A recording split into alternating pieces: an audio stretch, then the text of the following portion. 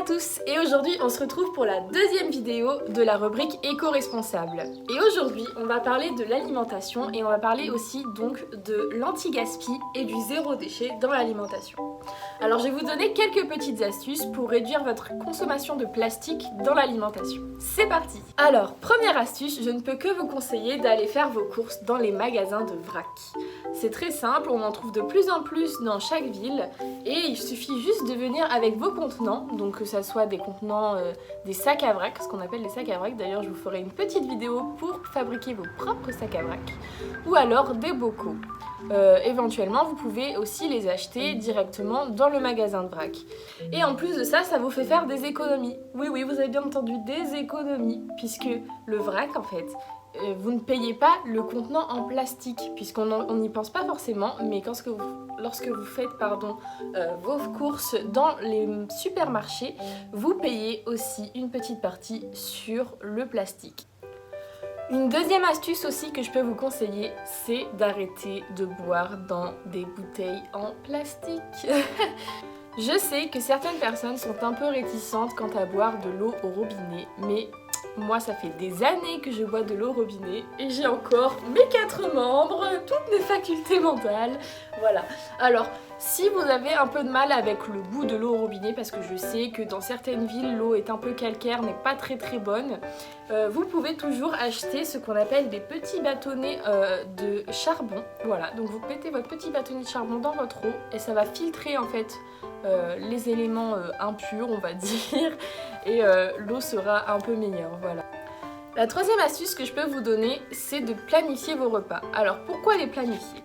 Eh bien c'est un lien avec l'anti-gaspi, puisqu'en planifiant vos repas, vous allez acheter seulement ce dont vous avez besoin et donc vous ne jetterez pas des aliments que vous avez achetés et que finalement, ah mais oui, mais non, je vais faire ce repas-là et du coup ça finit à la poubelle parce que c'est périmé. Donc c'est vraiment dommage, alors qu'en planifiant ses repas, on n'a pas ce problème. D'ailleurs, on me dit à l'oreillette que c'est l'heure du petit chiffre du jour, et le chiffre du jour, c'est 10 millions de tonnes. Mais alors, qu'est-ce que ça veut dire 10 millions de tonnes ? Eh bien, ça correspond au gâchis alimentaire produit chaque année par les habitants sur Terre, voilà. Donc, si on calcule, ça ferait à peu près 150 kilos par personne, dont 7 kilos qui sont des aliments qui sont encore emballés, donc qui n'ont pas été consommés, ils sont juste périmés puisqu'on les a achetés et au final, on ne les a pas mangés. Une autre petite astuce que je pourrais vous donner, ça serait d'avoir un compost. Alors évidemment, ce n'est pas évident d'avoir un compost chez soi, surtout quand on habite dans un appartement ou dans un petit espace. Moi j'ai la chance chez mes parents d'avoir un grand compost à l'extérieur, où on met, donc vous pouvez mettre des épluchures de légumes, de fruits, etc. Vous pouvez mettre votre marc à café avec le filtre, puisque ça se décompose avec le temps dans le fonctionnement du compost. Vous pouvez mettre du papier, du sopalin, des mouchoirs. Vous pouvez mettre aussi la litière végétale de vos animaux. Moi j'ai un petit lapin et mon lapin a une litière en paille et en copeaux de bois et donc on peut les mettre dans le compost. Ensuite vous pouvez aussi mettre vos emballages qui sont certifiés OK Compost Home. Donc là vous avez le petit label généralement sur les produits qui peuvent être mis au compost.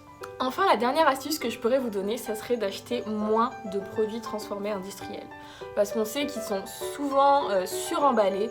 Je pense notamment au paquet de gâteaux où c'est 2 gâteaux pour un emballage, puis 2 gâteaux sur des paquets de 24 gâteaux. Je sais pas si je m'exprime bien, mais vous m'avez compris.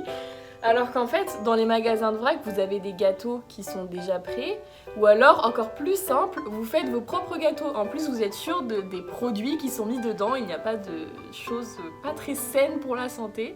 Donc vraiment, ça fait faire des économies, parce que encore une fois, vous payez l'emballage au final, et en plus, vous contribuez à sauver la planète et sauver les océans, parce qu'on sait que souvent, les emballages plastiques finissent dans nos océans. Voilà, donc c'est tout pour cette petite vidéo. Si vous avez des questions, n'hésitez pas à me les poser, j'y répondrai et je vous souhaite une très bonne journée. Au revoir!